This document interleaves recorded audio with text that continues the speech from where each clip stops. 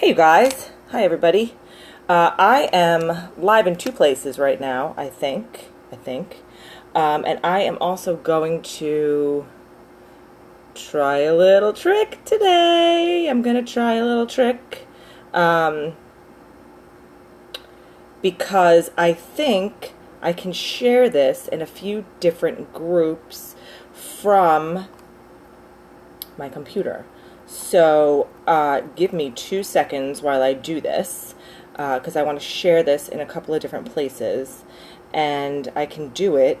I just learned this trick. Holy cow, this is amazing. So hold on, I need to put something down. We're gonna share this in my group. In my group. Sorry, this is like all kinds of stuff. Post. Oh my gosh, I think that might have worked.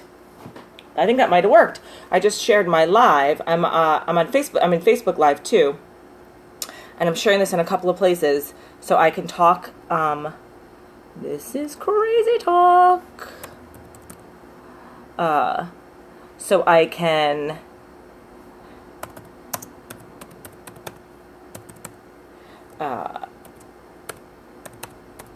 Hold on. Sorry. Stick with me. Why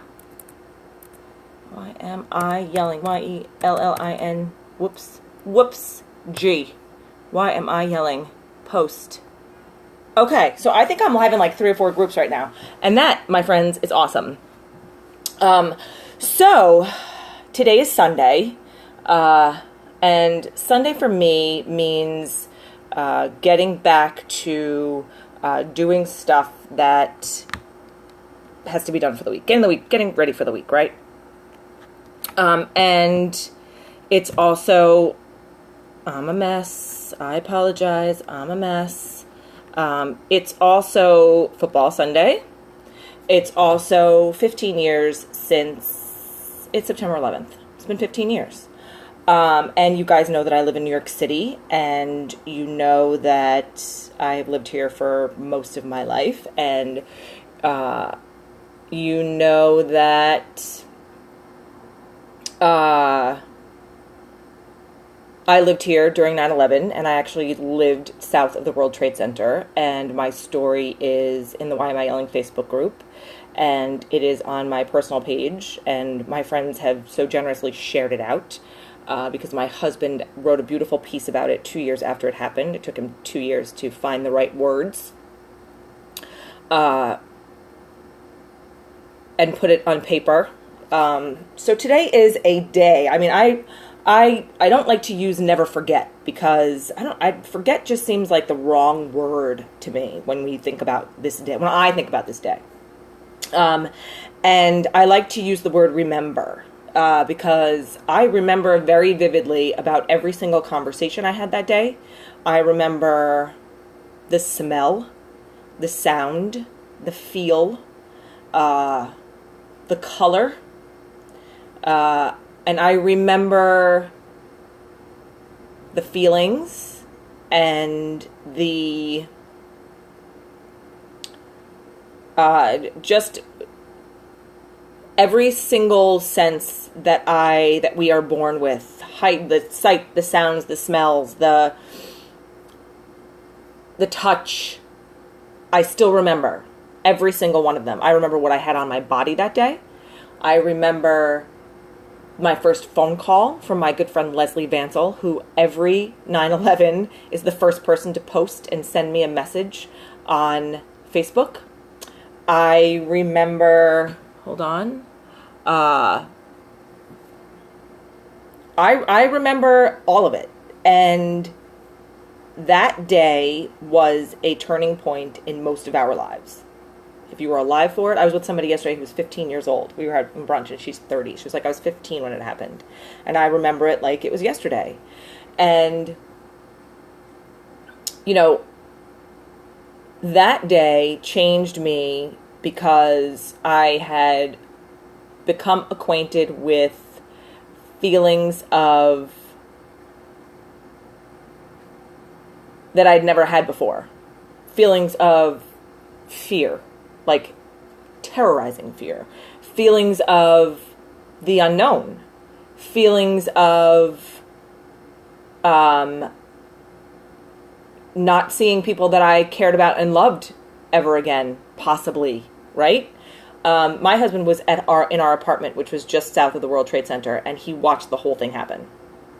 And our last phone conversation before we lost phone service, and when before the towers fell, I just said to him, "Come, I need you to come to me." And we made a plan for him to come to my office, which was on Madison Avenue and 42nd Street. And he said, "Don't move until I get there." And I was like, okay, I'm not going to move. So I'm going to go into action from here. And so I helped get the people in my office out of the office who didn't work in the city. And I helped, gather people together and turn on the TVs and watch it, because that was the only thing we could do. We couldn't go down there to help. There was no getting there. And I remember waiting. And I remember talking to my cousin Jen, because she used to work around the corner from me on Fifth Avenue, and she used to live uptown. And, we spoke, and her husband was also downtown at the time. And she and I decided, she was like, "Well, clearly you can't go home. We don't even know if you're going to have a home to go to, right? You live just south of the towers." For all we knew, the whole bottom of the city was obliterated and nobody had a place to go. So she was like, you're going to come home with me. Like, you have to come to me. And so we put a plan together, and it was, I would wait for Will, and we would go to 86th and York to their apartment, and that's what we did.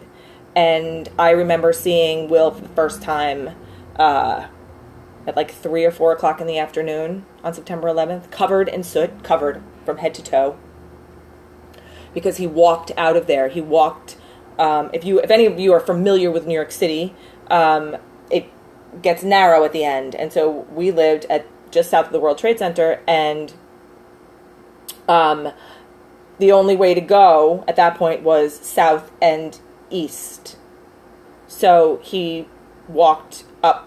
It's a far walk, and he walked all the way because he realized he didn't have air in his bicycle tires, and he didn't think to pack a bag, and you just kind of like running for your life, I guess, is the best way to describe it. And so that's what he did, and thank God. And so I got to him, or he got to me at like 3:30, and we got some water and hung out and took a rest, and we proceeded to walk from 42nd Street and Madison Avenue to 86th and York, which is a pretty far walk. And along the way, it was a crazy scene. It was people stopping and watching TVs in lobbies, and a lot of crying on the streets, and a lot of hugging, and a lot of coming together, and a lot of camaraderie, and a lot of what ifs. There was, I remember, a lot of uncertainty. And I remember going to my cousin's house, and it was me and her and our two husbands, and we were like, okay, it was like we were living in a haze at that point, right? So we were like, okay, we probably should get something to eat. So we all walked to the diner, and we all ordered our cheeseburgers, and we all sat there not eating them. And then we all realized, all the credit card machines were down and the ATMs were down because nothing was working. There was nothing, everything was shut off in New York City. And so between the four of us, we had like, I don't know, not even $100 on us between all four of us. And, we paid for our dinner, and we all just kind of looked at each other, and we were like, okay. And then I was like, oh, so how about this? I don't have a toothbrush, and we don't have change of clothes. And what are we going to do? And so, you run to the drugstore and you get a toothbrush, and Jen had a few left over in her apartment, and we stayed there, and we stayed there for 2 weeks. We could not get back into our apartment for 2 weeks. And I am forever grateful to our friends and our family who took us in and made us comfortable and took care of us, and to our insurance company. I got to tell you guys, if you don't have renter's insurance or home owner, you have to have homeowner insurance. But if you don't have insurance, get some insurance, and go through Allstate, because they were amazing. They could not stop throwing money at us, and we didn't even want it. I was like, listen, I just want you to clean my apartment because it was a total disaster. Because the windows were open after the towers fell, and our living room was covered in. I still have a container of stuff. I don't know. Dust. Let's call it dust. In my storage, in our garage in Connecticut. So I don't like. I'm not here to talk to you about what happened to me, but I'm here to talk to you about what a life-changing event can do to you, right? Like, what happens when you have a life-changing event happen in your life? And you can choose one of two things to do. You can either overcome it and become stronger, or you can succumb to it. And I remember in the days that followed after 9/11, I made a conscious choice to overcome it and to help and to want to be a better person and to want to help others and to want to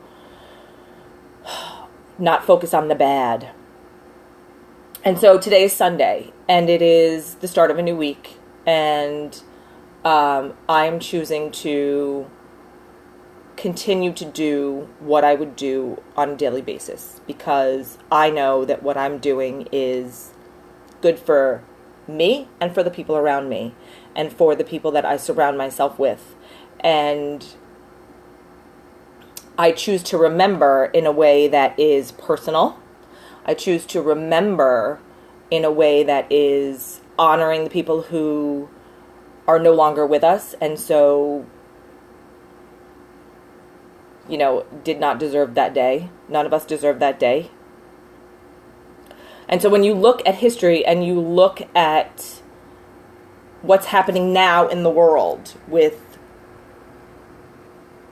the violence and the racism and all the stuff that's happening, I think about today. And I think about today all the time. I think about 9/11 every single day. There's not a day that goes by that I don't think about it. There's not one piece of something that reminds me. A color, a smell, a sound, a sight, a sky. Sometimes I'm like, oh my God, this sky is the same as it was on that day. I implore you to think before you speak. I implore you to think before you act. I'm shocked at a lot of the things that happen in this world today, and I'm saddened by a lot of it. None of us are better than the other. It doesn't matter what color we are. It doesn't matter what race, what religion, what nationality, what black, white, blue, red, green, boy, girl, straight, gay, trans. It doesn't matter. The person next to you, and that is the other thing I learned on that day, the person standing next to me was the same as I was, will always be the same as I am. There is nobody better in this world. And I tell my kids this all the time. My friend Kathy, who I love and who is also a 9/11 survivor, she was actually in one of the towers. She tells her kids, like, I stole this from her, and she knows I did, but she tells her kids every day, make good choices. And that is one of the 3 things that I tell my children every day. Be happy, make good choices, and be kind to others. Those are the 3 things I ask of you. And then, of course, I love you. I don't ask for much. That's what I ask for. And so I wonder if, as human beings, we could all take a lesson from making good choices and being kind to others and being happy and doing what it is that we love to do and following our gut and all of the things that go along with that. And so today, make good choices and be kind to others and be happy. Whatever it takes, be happy. We are starting today, Empowerment Week at Why Am I Yelling? And I'm so excited about it. Jackie and I were talking about it the other day. We had a lot of really good conversation around it. I am beyond excited about it. And so tomorrow, I'm going to start live streaming in like 20,000 groups because now I know that I can and that I know how to do it. It's so exciting. And I'm going to talk about different ways that we can empower ourselves to do better and to be better for ourselves and for our families, because we owe at least that to ourselves every single day. And we've got a lot of really good stuff going on. So thank you for taking your time out to watch me today. I know it's a tough day for a lot of people.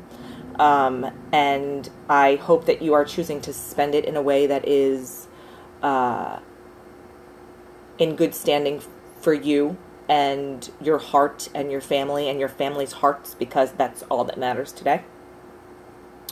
And just be thankful. Be thankful. And that's it. And I'm totally losing my phones and my stuff. So I'm going to go. I hope you guys have an awesome day, and we'll see you back here tomorrow at our regularly scheduled 10:30 time. My kids have no school tomorrow. I already want to jump out the window. And if you saw that the other day, Elias said that to my husband. He was like, Daddy, Mommy wants to jump out the window. So clearly I'm saying things in front of them that I shouldn't be saying. Okay. I love you guys, and I hope you have an awesome day. And thanks for watching, and we'll talk to you tomorrow. Mwah. Bye.